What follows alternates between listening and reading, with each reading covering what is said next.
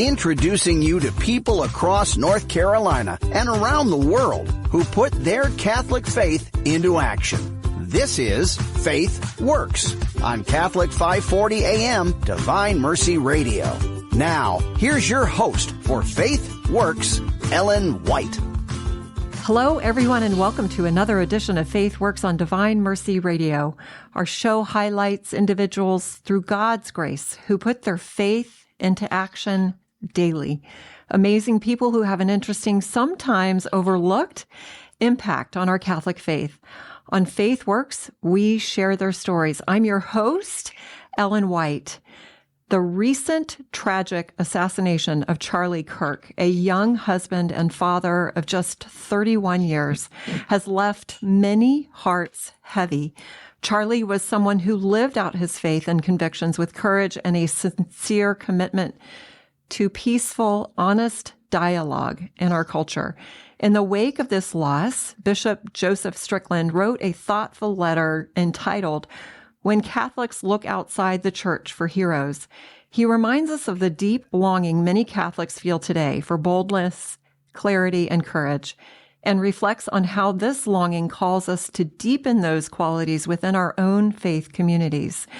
This moment encourages all of us to reflect on how we can better support and embody courageous discipleship, and how the church can continue to nurture leaders who inspire us to stand firm in truth and charity.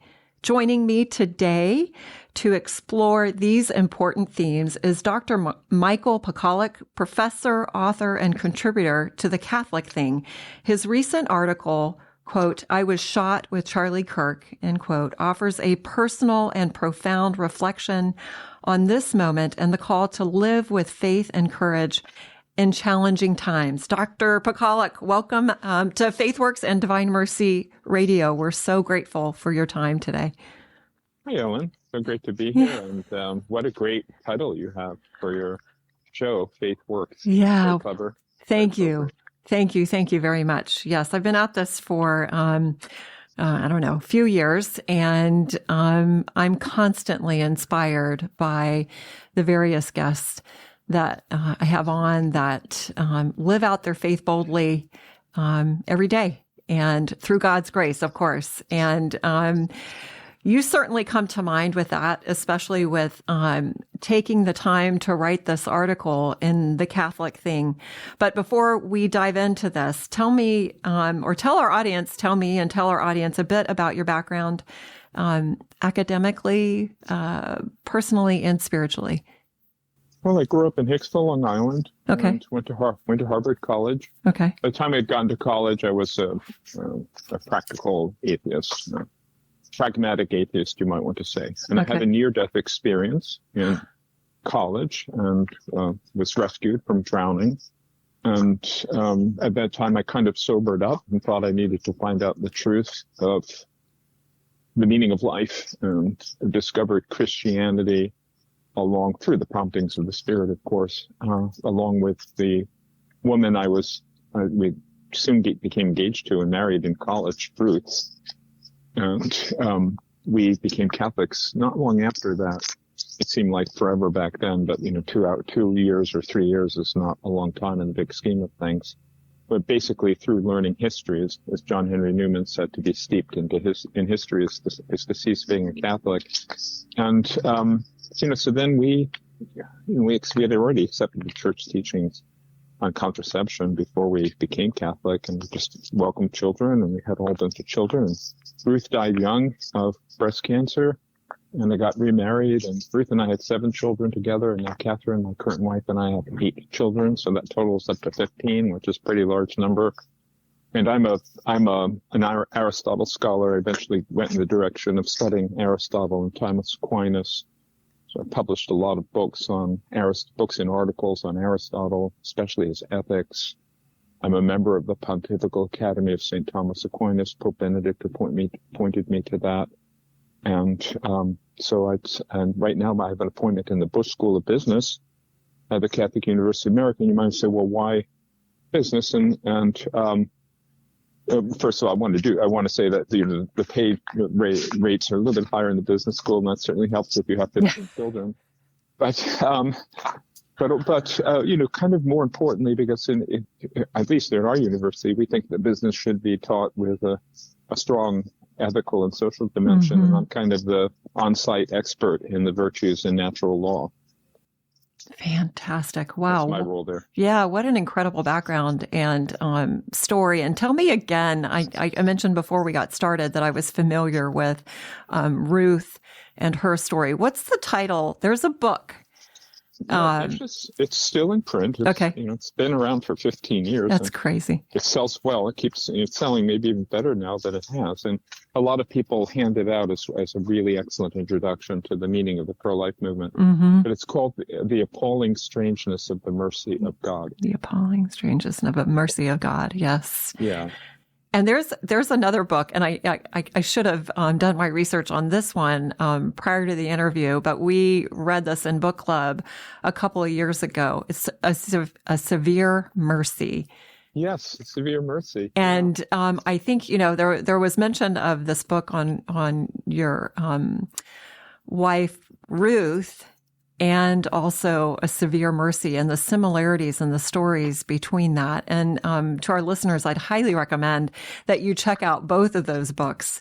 Incredible stories of faith journeys, and how the Hound of Heaven is there in our midst all the time, in spite of. Go ahead. Okay. Well, Ruth and I loved A Severe Mercy. It's true. Somebody gave it to us saying that. Recommended to us, saying that we reminded him of Davy and Sheldon in the book. But here's a very funny story. We didn't remember the name of it after it had been recommended to us, and we thought it was by C.S. Lewis. So we got a book by C.S. Lewis called Till We Have Faces, and that's a retelling of the Cupid and Psyche myth set in a kind of pagan culture. And we brought this actually on our honeymoon together, thinking that, well, this is the book we're supposed to be like characters in this book. It begins with a woman worshiping a rock, and it just kind of goes on from there. And I thought, well, which are the characters in this book that we're supposed to be like? And I just couldn't figure it out. That's funny. That's really funny. All right. So, I'm curious, what has shaped your intellectual journey, and how did it lead you to write about someone like Charlie Kirk? Well, I can see, already with your experience, with your near-death experience, and that time frame, and the importance of understanding, the truth, beauty, and goodness of God at that point, and how Charlie Kirk spent his time with college students doing exactly that. Is there some connection there? Am I jumping the gun? Though I wouldn't really say it's an intellectual journey. I would just say what we're up to in our lives. So what we're up to in our lives is we're raising a whole bunch of kids, and we've got kids who are in all stages of life, and the youngest is 8 years old. Okay. We have Catherine and I, our eldest kids have just gotten married, and they're having their own children, and we encourage everyone, all the students we know, to get married young and to start having children, because we think that's the happiest and best path in life. And we're old school patriots. We love the United States. We're old school believers in limited government, free economy, and fiscal responsibility of government. Those are the main planks of Turning Point. The right has gone in a strange direction in our view. We don't see anything wrong with the old right, and those are good basic principles. So I never really, to be honest, I never really followed Charlie Kirk. My children listened to him. So it was after he was assassinated that I started learning more about him, and I said, well, this is kind of like one of my own kids. I mean, he's starting a family. He's standing up for the country. He's a believer in Christianity, and also, of course, he's doing what I do. I'm a professor. I try to share the truth with students. I engage them in dialogue. So, it's kind of what he was doing, sitting in a tent. All professors stand aside, still taking their classes outside on the quad, right? Sitting on the lawn and teaching. They're sitting around him in a circle, and they're fielding questions and holding forth. And it's kind of doing exactly I want to say actually what professors should be doing, and not enough of them are doing that, right? Like something I wanted to raise in the article is, well, why does Charlie Kirk have to come to campuses? I mean, aren't there enough homegrown professors doing this in campuses? And, that's such a great point. Right? There aren't any. So that itself is totally damning of the U.S. educational system, and like the direction of colleges and universities. And, professors who do that are likely to get slammed in teaching evaluations, being insensitive and not validating everyone's opinion and so on. So anyway, he's doing what professors ought to be doing. He's the kind of person that we encourage. We think we're up to. We think that this is kind of the rescue of our country. It's like, raising a whole bunch of kids and encouraging young people to do exactly what Charlie Kirk was doing. And he believed exactly what I think you should believe as an American. And so I discovered this all after his assassination, because I'm not on social media and I don't follow any influencers. So then, to be honest, I wrote this article on the Catholic thing because I just became obsessed with it. I really could not stop thinking about Charlie Kirk for at least 2 weeks, days after the memorial service. I'd wake up in the morning and I'd think of Charlie Kirk. I'd be praying during the day. I'd be thinking about Charlie Kirk. I'd seen one of my own kids and thinking about Charlie Kirk. So writing this article for the Catholic thing is something that writers do. It was cathartic. It really was a kind of, it helped me heal this own wound. Now, the title I would start with Charlie Kirk is, that was not my original title. It was I guess one of the editors thought, this is what you're really saying. So how about this for the title? Yeah. So Brad Miner, one of the editors of the Catholic thing, said, I think this is the right title for this piece. And I said, yeah, it sounds fine to me. Okay. Well, I'm a strong believer in identification. When St. Paul says, I have been crucified. Yes, exactly. He doesn't say, Christ got crucified and then I'm going along and I might get crucified too. No, it's I got crucified with Christ. I think that's a fundamental Christian impulse, and I would say also it's a highly romantic impulse, that kind of identification. You see yourself as someone else. So that's what was happening with me. I really became, and you have people who walk around and say, "Je suis Charlie, I am Charlie." That's different. I'm standing firm to Charlie. I'm standing side by side with him. Or, if you want to take it out of Charlie, take it out of me. But the Christian idea, I think, is different. It's I was crucified with Christ. I was shot with Charlie Kirk. Yeah, well, I mean, it kind of conjures up this idea that something died that day. And then, as Christians, we're also looking forward in hope, and how, Romans 8:28 moment where even through evil acts, God can bring something good. So I'm curious about your thoughts on that, Doctor, and also what you think happened culturally that day. Well, Tertullian famously said that the blood of martyrs is the seedbed of the church. Right. And so whenever you have a martyrdom, and people said this at the memorial service, you don't really kill the martyr.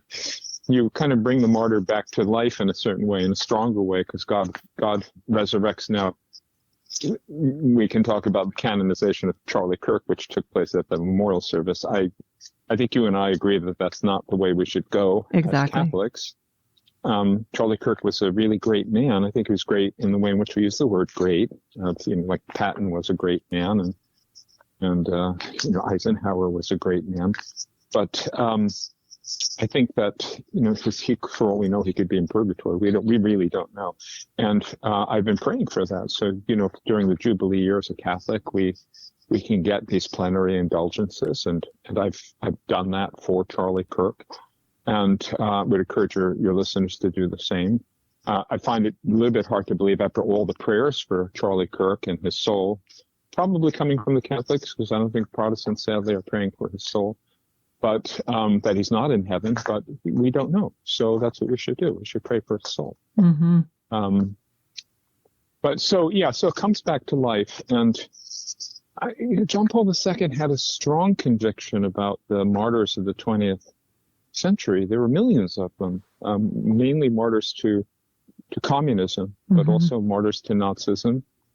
And he thought there would be a new springtime of Christianity in our century. He thought that was pretty much guaranteed by divine providence. And it seems like we've lost sight of that. Yeah. Nobody really believes that anymore. It's tremendous despair. Maybe Charlie Kirk may in fact be a turning point. God may honor him by making him what the name that he gave to his organization, kind of a turning point where the tide turns from this kind of despair and hopelessness and pessimism to people who say, well, why can't we just start now? Like, this is the beginning. This is the beginning of creation. Like, Paul says this is the only standard or rule I accept is new creation. He says this to the Galatians, right? Not circumcision, not uncircumcision, new creation.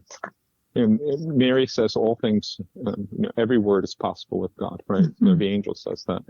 So, that's also belongs to Christianity. Hey, why can't we just start now?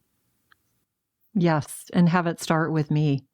Yeah. See, I make all things new. Yes, I mean it's exactly. such a powerfully hopeful message, and I can't help but keep going back to seeing Charlie in his posture as he's speaking to these crowds and crowds of students. He is sitting, and I passed an image of Jesus outside of the church this morning with his arms open wide. And I was thinking about that too. I mean, we're just that whole posture of being open and accepting and dialoguing, and the way some in the media are portraying him as this monster, it flies in the face of everything that Charlie stood for. Can you speak to that?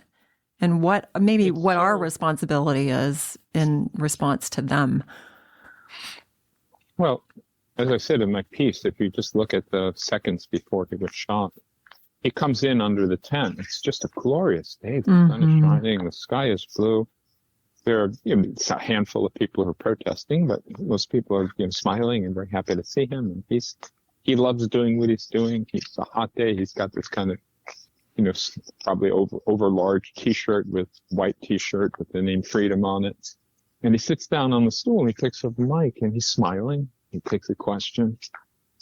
And he answers the question with a question, which is what great teachers will do. The Lord did it probably half the time. And then he kind of puts the microphone down in his lap to give space to the other person to reply. He kind of cocks his head, smiles, like, what are you going to say in response? It's also very manly. Like, it's a manly way of handling the question. I think that a woman would sympathize with the question and feel what the question was asking. The man is saying, come at me, tell me what you're going to say, and I'll come back at you. It's a little bit more like a contest if a man is engaging in this kind of debate. So he puts the thing down, he tilts his head, he smiles, waiting for the answer, and because he's going to be engaged as a person that's coming back with something, and he gets shot. So, I think it's,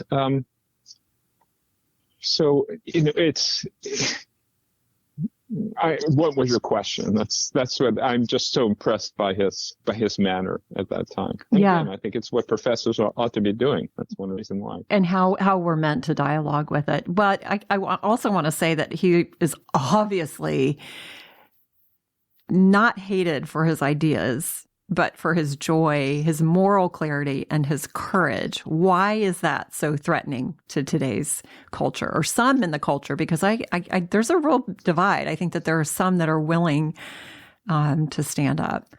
What would you say to those that are not? There's a kind of flourishing business of flourishing. You probably have noticed all of these centers that are popping up all over the place. Yep. And they're centers of human flourishing. Yep. And they tend to present human flourishing as, well, of course you want to flourish. And, here's some ideas about how you can flourish. But the truth is, there's something inside of us which is original sin. And the devil uses it as much as he can to gain a foothold. And for most of us, there's no such thing as flourishing until there's a kind of laying down of arms. And the Protestants are very clear. They're much clearer about this than the Catholics are. I know, because I was an evangelical Protestant for a couple of years. Right. So we're in a state of rebellion. And you find this in the second Psalm. Let us burst their bonds from us and cast their cords, burst their bonds asunder and cast their cords from us. That's what the people on, the kings of the earth, the leaders of the earth are saying as regards God and his anointed. And that's really the human condition. It's not just unhappiness, but it's rebellion. Mm-hmm. And, in our time, it's not just rebellion against Christianity, it's actually rebellion against nature. Mm. So the distinction between man and woman, which is one of the most fundamental natural realities, is something that people are actually rebelling against. And there's no path to flourishing if you're there. The path to flourishing means laying down our arms and accepting the authority of God and abiding, being willing to abide by it. Now, in the end, that yoke is easy, the burden's light. But when you're in the state of rebellion, it looks like it's the complete negation of your own self to do that, to surrender. Mm. So I think that's the source of the hatred. The hatred is this recognition that this person has attained this good. It looks unattainable to you, and you might attain it if you destroyed yourself, so to speak. You put yourself to death. That's what St. Paul teaches us. But you don't do that. So in a kind of reaction, which I suppose psychologists could study, you put someone else to death. You put to death the person who's done this, rather than yourself. It's not quite René Girard's scapegoat. It's a different mechanism. You put to death a happy person because you don't want to put yourself to death as you should. Yes. Well, I mean, it's a direct reflection of everything that you are not.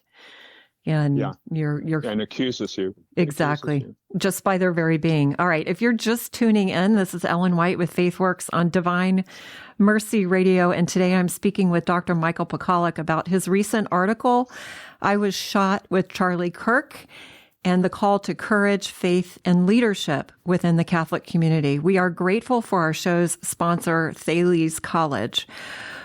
Wow. Okay. So you end the article, Dr. Pakaluk, by saying, or asking the question, all good teachers ask questions. How are we doing so with Charlie Kirk and his movement? What should the Catholic Church, clergy and laity alike, be doing differently or more of in response to this moment? What would you say? Well, I wrote to one of my friends in a Signal chat, the church has got to put aside its mediocre leftism, which is a kind of standing social philosophy. I mean, come on. It's like the natural tendency of the policy people associated with the U.S. bishops is to be mediocre leftists. And it's just not appealing. And it's not appealing to young people. And look, you don't have to take my word for it. We're supposed to do this as Catholics. We're supposed to look at the signs of the times. We're supposed to see what's drawing people, what could be a basis for apostolate, what's a sign of hope, what's leading to great things in the future. And then we're supposed to winnow out the bad from the good. Yeah, obviously there's some bad mixed in there, and some Trumpian politics too, and whatever you think about Trump's policies, it just shouldn't be mixed up with the Christian message. And then winnow out the good from the bad and appropriate the good. That's what Catholicism's been doing for 2 millennia, right? But it's like I'm sorry, I think our church leadership is looking like they're totally paralyzed. I mean, they don't want to even talk about Charlie Kirk. They think it's polarizing, or it's implicitly supporting Trump or something like that. And that's just a huge mistake. And it's not even Catholic to do that. Catholicism means we look at this and we say, wow, this has so much good. How can we bring this into the church? Yes. Great point. And I love the fact that... so that's my answer to my question. Yeah. I raised the question, right. And I definitely had an answer to it. Yes. Yes. And, courage is contagious. And you're right. We're hungry for courage in the midst of this. And when our leaders are courageous, we will follow suit.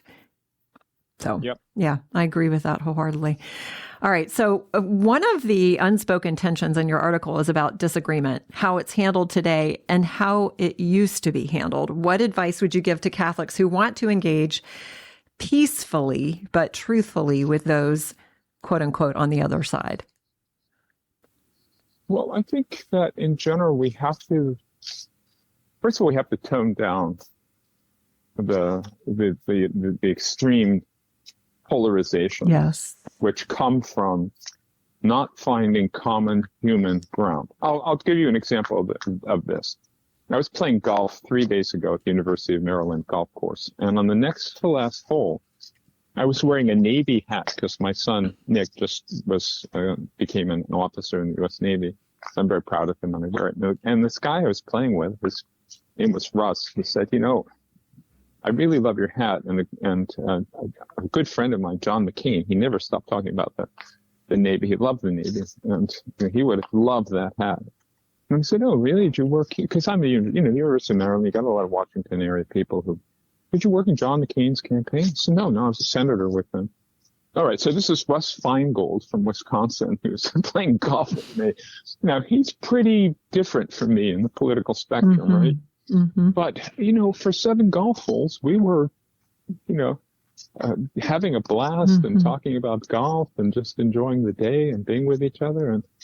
And that lasted even after I actually just took my hat off and said, I'll shake your hand and thanks for serving as a U.S. Senator. That's a thankless task. But so we had this common ground because we just put aside stuff like politics and played some golf.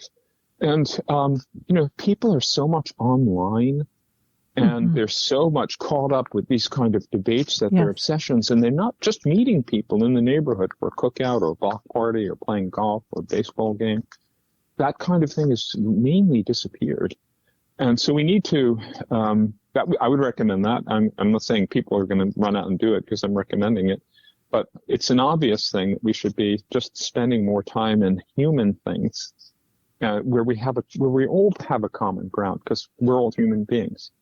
And so that's the first thing. But the second thing is this. In a way, it's a diagnosis of why we are so tense and angry with one another and polarized. And the other is, I want to say, the disappearance of mainline Protestantism from American society. Now, this is going to be a little bit surprising to you, but if you look at the history of the United States from its founding until the 1960s, if somebody were to say, what's the major diversity going on in this country, they would never have said it was political.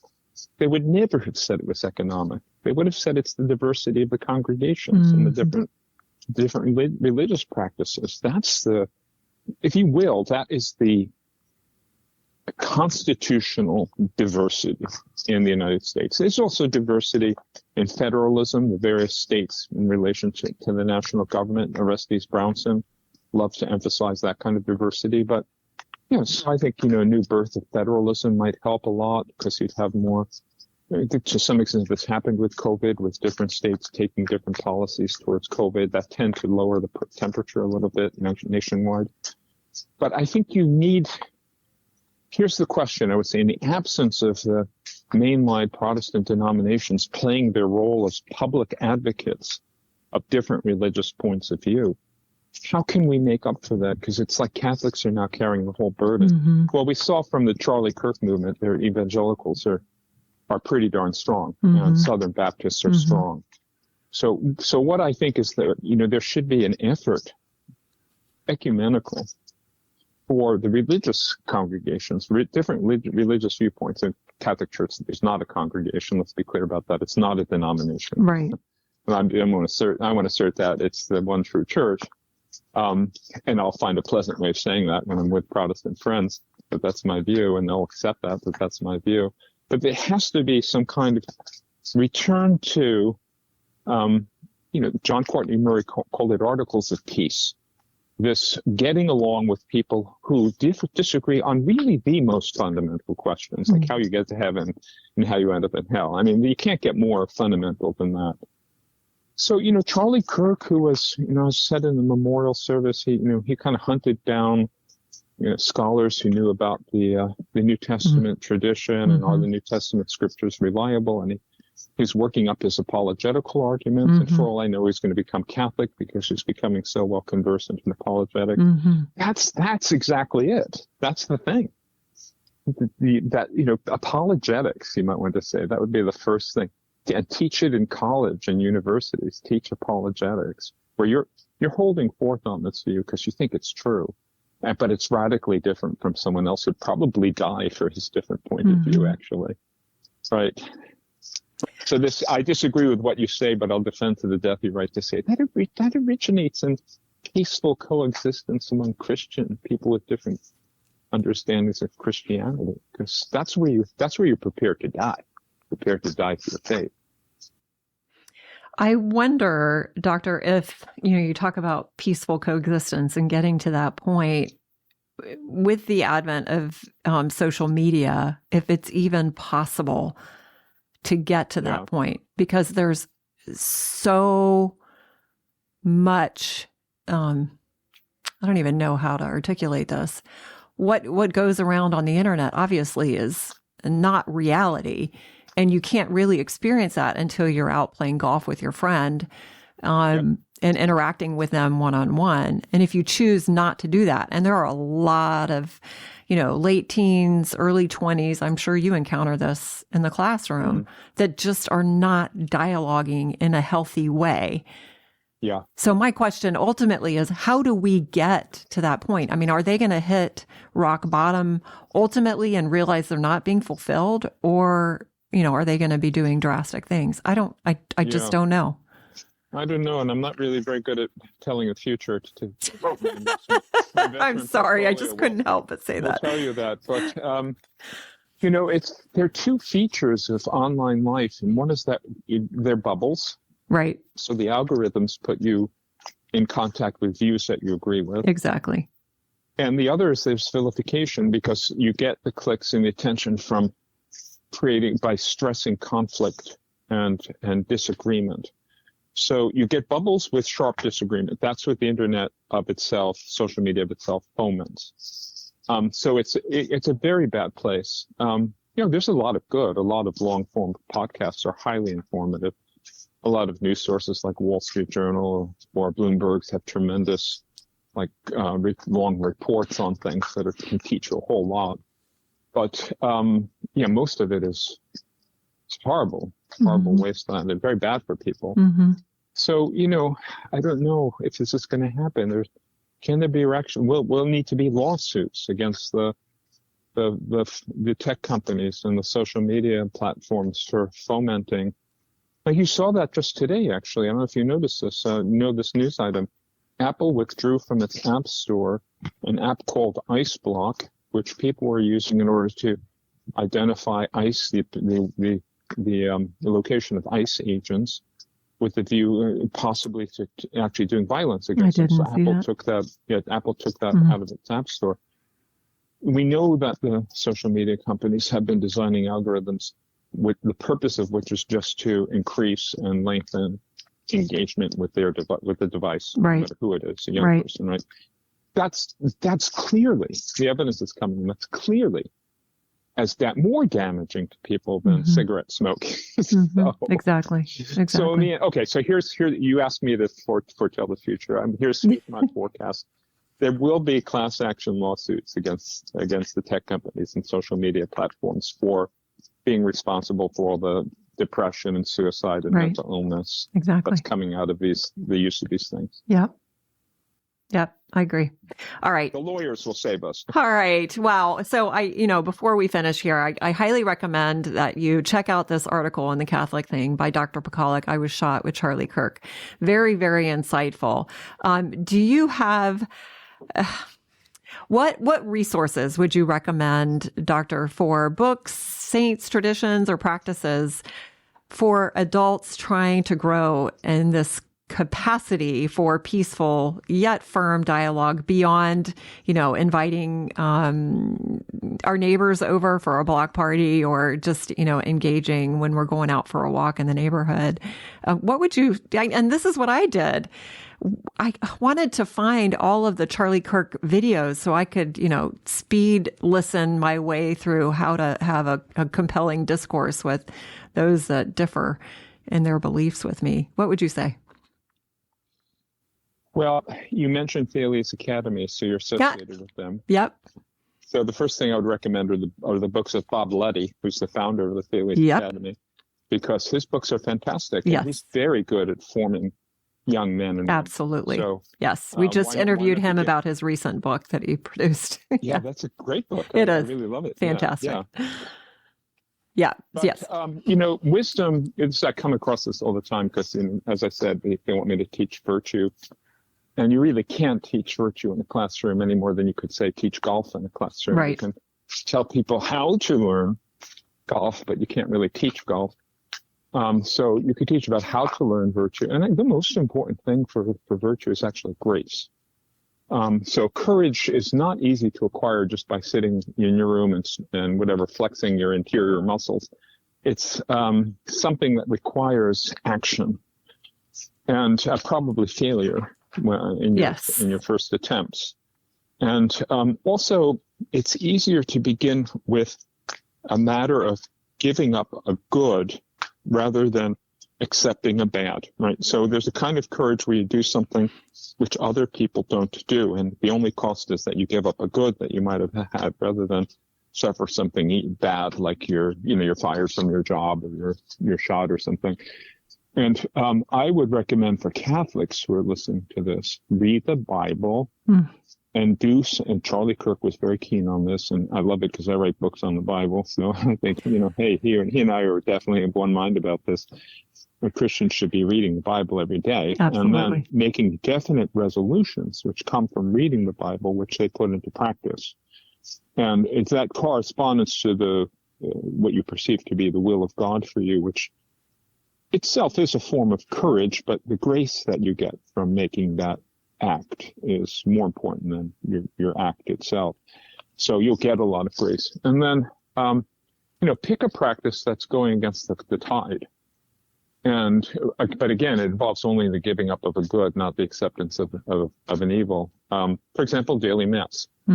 How many people are waking up early to go to daily mass? Well, I can tell you, about 15 of them in any particular parish. Why isn't it 150? Why isn't it 450? Because it's such, if you pause and you think about it, so obviously something that's very, very good to do. And, it's hardly anything that's more valuable to do, but, so do that. And, people who, there's a very close connection between athletic training and courage. Everybody's recognized this. So people who get up very early, go sculling on the river in the winter, they understand they're doing something that's strengthening their character because so few people are doing this. And it's the same with spiritual practices. So if you march off to the church at 7 a.m. after having woken up early because you had to in the winter, you're definitely going to be growing in courage. And C.S. Lewis said, don't think, and he says this in Mere Christianity, don't think when you hear that Christians have to forgive, the first thing you should do is forgive the Nazis. He says, no, you begin with things that are a lot easier than that, right? It's like, just like when you're training in battle, he says, you begin with fake ammunition, go right into battle to train for battle. So the small things, all growth begins with small things. Yeah, in honor of Saint Therese of Lisieux. The small things. Yes, I agree. Exactly. All right. So if there's one thing that you hope our listeners would take away from your article, what would it be? Oh, by the way, one other thing you mentioned, possible books and so on. Yes.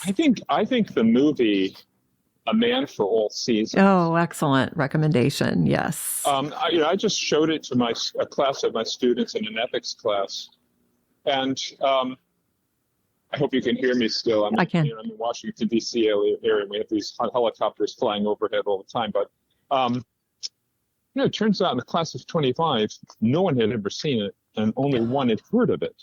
So we're getting to the point where that movie is in the distant, our ice ages for the typical student.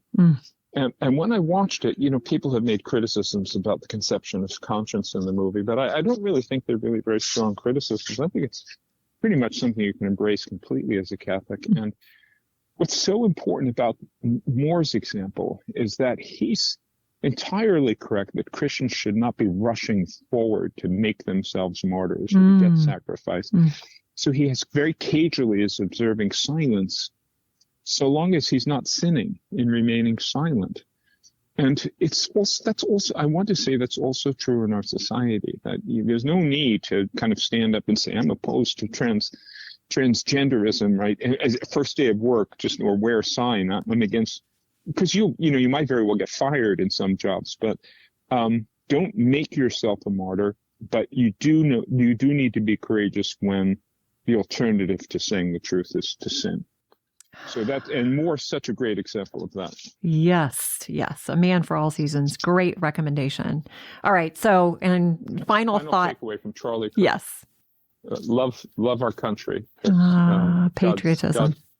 Because God has blessed our country, and it'd be ungrateful not to accept those blessings and try to build going forward. Oh, great message. All right. So, Dr. Pakaluk, where can our listeners follow your work and what you're currently working on? I know that you have a book that you've just recently released. Maybe we can have you back on to talk about that. I used to be on social media, and then I just went off it completely, and I wrote 6 books in the last year. So Amazing. I think that's going to be my path going forward. Okay. But I have a book that just came out with Ignatius Press, and it's called The Shock of Holiness. Yep. And it's a collection of my essays. And then one's coming out in 2 weeks with Scepter, called The Company We Keep, and this is about friendship. And you could pre-order that. Okay, The Company We Keep. Spend it soaring to the top of the rankings. That sounds wonderful. The Company We Keep. I'm interested in that. Through Scepter Publishing, and then you have the Shock of Holiness, your essays. Yeah. Yes. I would love to have you back on to talk about either one of those. So thank you so much for your insight, your clarity, and your challenge to live the Catholic faith with courage, especially when it's uncomfortable, Dr. Pakaluk. Well, it's very enjoyable. Thank you. Okay. Charlie Kirk's death has become more than a tragedy. It's a moment of reckoning, a call to stop outsourcing moral leadership and start becoming the bold witnesses our world needs. As St. Maximilian Kolbe once said, the most deadly poison of our time is indifference. And the antidote? Faith on fire, lived, spoken, carried into the public square with love and conviction. If you missed any part of this episode or want to catch up on past conversations filled with inspiration and hope, you can find them all at divinemercyradio.org. Just click on local shows. And don't forget, you can take FaithWorks with you wherever you go. Just download the free Divine Mercy Radio app from your app store. Simply search Divine Mercy Radio NC, and you're all set to listen anytime, anywhere. Until next time, keep living your faith boldly, because faith works. God bless.